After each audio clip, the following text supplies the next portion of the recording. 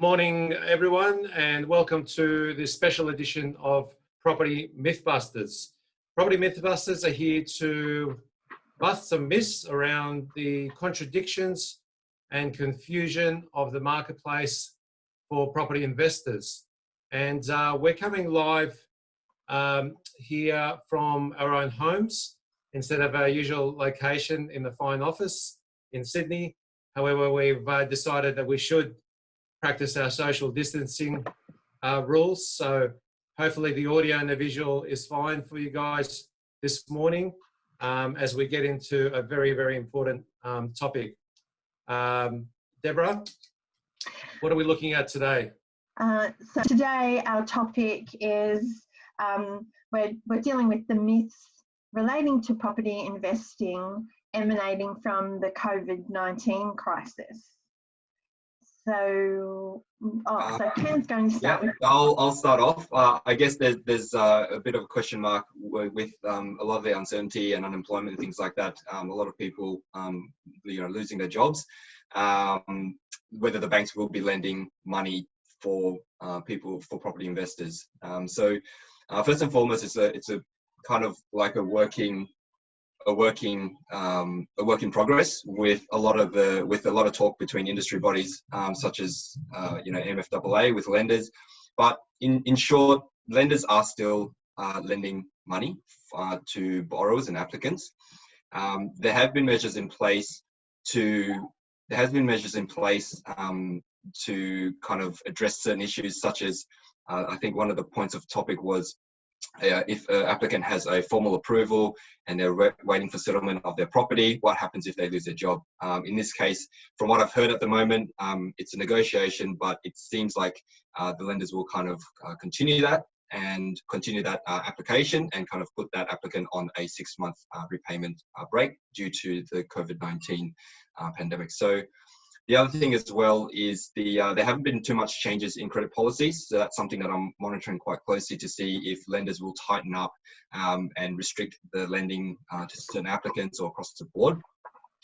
One thing that I've noticed is that one of the lenders did change their credit policies for applicants who are employed heavily in industries that are heavily hit by COVID-19 pandemic, which was the entertainment, hospitality, those types of regions. So the income from earning an income from that particular industry may not be included for that particular lender, and also changes to time of length of employment in a casual. There was another lender who was talking about just making sure that you're in a role for at least 12 months and had 2 years prior industry experience.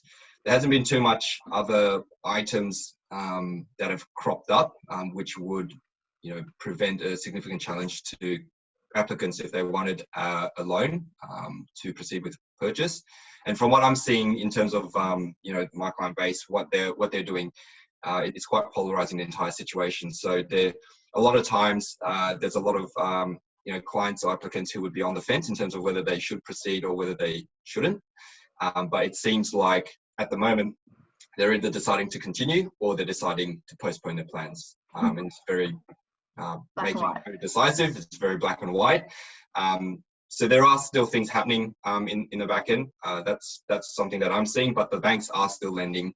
Their service levels are still going ahead. There's still a lot of communication through them. There isn't a squeeze on credit, so to speak, or restriction.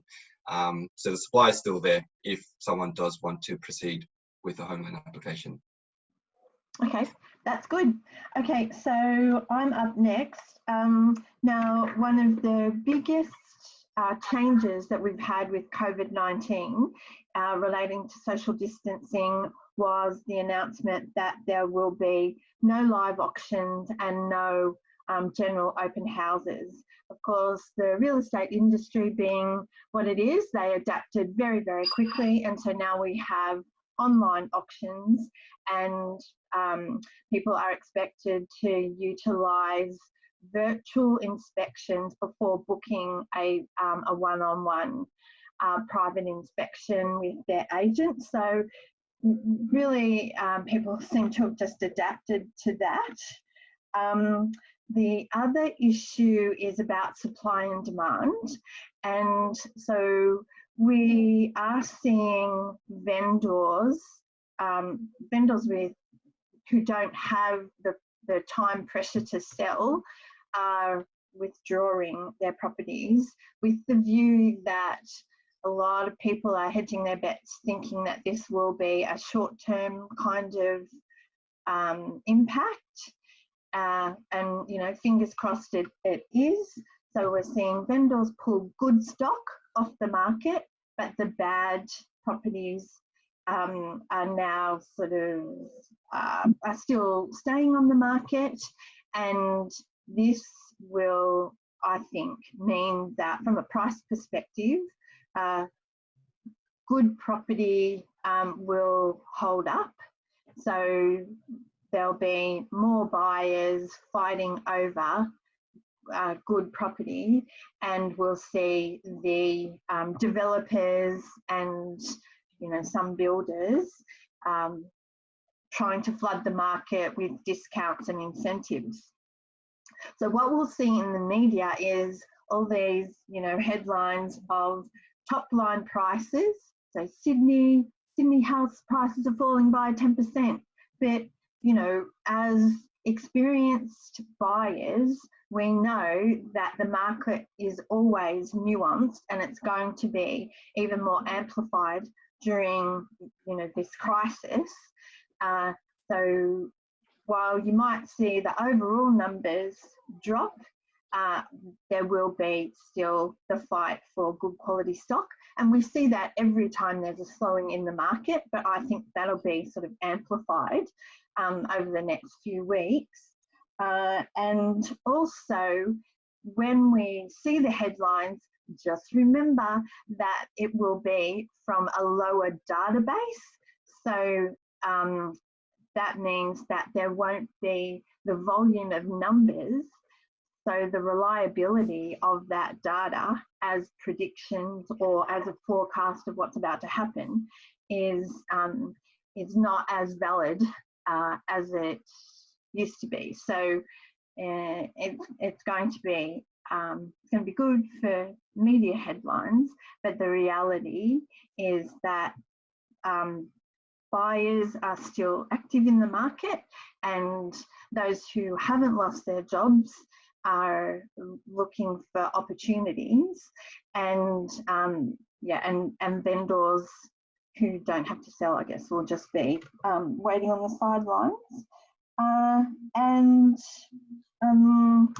So my advice is, if you are in a position to buy, just be very mindful that you don't get hooked into looking for something that's you know, such a huge big discount that you don't pay attention to the fundamentals.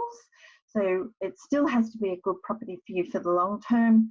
And, you know, if you've got a choice between one property that you might have to pay, you know, $10,000, $50,000 more for, but it's actually going to perform well and, you know, is up to the standard that we all need to invest in, you're still going to have to pay a little bit more. Don't just be drawn into, oh, you know, here's this one bedroom property that you can get for 30% off. I mean, bad property is always going to be bad property, no matter how cheap it is. So that's me. All right. Thanks, Deborah, for that. On the property management side of things, probably what's happened over the last week is due to the Prime Minister's announcement of the potential of moratoriums being introduced inside of residential tenancies for up to 6 months, has sent a confusing message out to the marketplace that all of a sudden residential tenants are not able to be evicted for non-payment of rent, and that landlords all of a sudden can offer rent relief packages to their tenants for up to 6 months possible free rents. Now, that is not the truth, and unfortunately, media picked up that speech that Scott Morrison did and has ran with stories of headlines saying no evictions and no rents for tenants. Now, that is a myth that is occurring from one side only, and that is the ability of not to pay rent as a tenant. There are discussions going on around hardship evictions, and there'll be more on that front, hopefully either the end of this week or early next week. However, the message today is that rent is due and payable. Tenants and landlords have a contract called the Residential Tenancy Agreement or an occupancy agreement for those managing rooming or boarding houses, and those terms and conditions have to be abided. If a landlord and tenant chooses to go into any negotiation in regards to rent relief or rent reduction or anything in relation to part payments or repayment plans, that's entirely up to them to go ahead and do that. However, should property investors not decide to go into any arrangements or agreements, they're not breaking the law. And rent is due as it falls, and any arrears accrues as arrears. Now, very importantly, those carrying landlord insurance policies, the insurance industry has come out this week. Two of the major landlord insurance companies in Australia have come out saying that if you make these side agreements in relation to rent reductions or landlord deciding that the tenant shall not pay the rent for a couple of months or longer, that policy may void a possible claim because they're actually breaching the terms and conditions of the lease. And the terms and conditions say that you must follow the policies and procedures that are in place, including issuing arrears notices and breach notices and, of course, termination notices. And if those procedures aren't followed by the landlords or their property managers, that could potentially put you into a compromise with making a claim.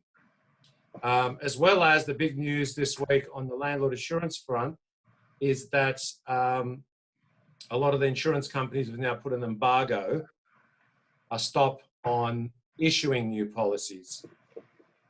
So my big advice this morning is for those that are about to purchase or are halfway through a purchase or don't have landlord insurance, you better grab yourself a product out there, whatever you can get, because there may not be any in the next fortnight.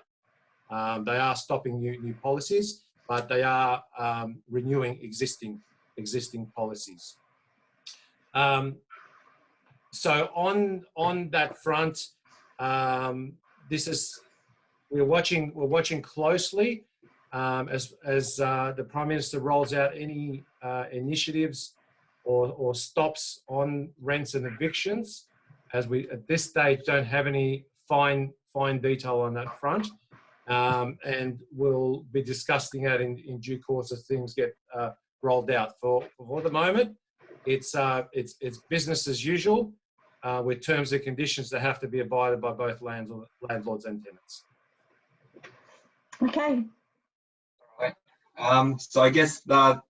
Oh, I did just want to make one more point. Yeah. So we have covered off the key myths in this session, but I understand that the Property Owners Association of New South Wales will be holding a more detailed webinar to address the key issues relating to tenancies and landlords. Is that correct, John? That's correct. So there's going to be a workshop. there's going to be a workshop coming up. It'll be in the form of a webinar. And if you want to stay informed or receive the invitation, you need to visit poansw.com.au. So that's the Property Owners Association of New South Wales. Become a member of that association, and you'll be receiving alerts and invitations and ongoing information about how to navigate your way through the COVID-19 situation in regards to tenancies. Yeah, which we hope this will all end very soon and we can all go back to our original plans. But anyway, over to you, Ken. All right, so that wraps up the session for today, Property Mythbusters session. If you do have any questions, feel free to contact us on both the Property Mythbusters Facebook page or our individual social channels. So that's all from us for today, and look forward to seeing you in the next session. Bye-bye.